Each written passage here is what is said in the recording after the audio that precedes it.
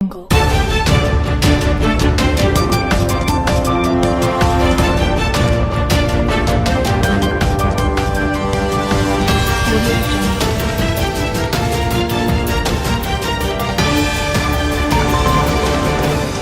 एक अफसोसनाक खबर शामिल करते हैं फालिया के इलाका खैया के करीब मोटरसाइकिल तेज रफ्तारी के बाद स्पीड ब्रेकर से जंप लगाकर दरख्त से टकरा गई। रेस्क्यू 112 ने फौरी तौर पर लाशों को अस्पताल मुंतकिल कर दिया। मासूम बच्चों की लाशें जब घर पहुंची तो सफ़े मातम बिछ गई। तफसील के मुताबिक मंडी बहाउद्दीन के नवाही गांव खाइया के करीब तेज रफ्तार मोटरसाइकिल स्पीड ब्रेकर से जंप लगाकर दरख्त के साथ टकरा गई, जिसके नतीजे में 14 साल जामन अब्बास, 10 साल मोहम्मद अली और 7 साल नादिया अली मौका पर जा बहक हो गए। जा बहक होने वाले तीनों बच्चों का ताल्लुक एक ही खानदान से है। कोर्ट के मुताबिक तीनों बच्चे मोटरसाइकिल पर खैया से रंसी के जा रहे थे।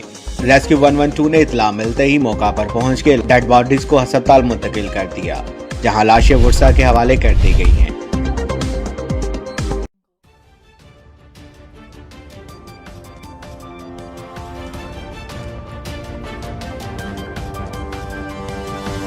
Jungle.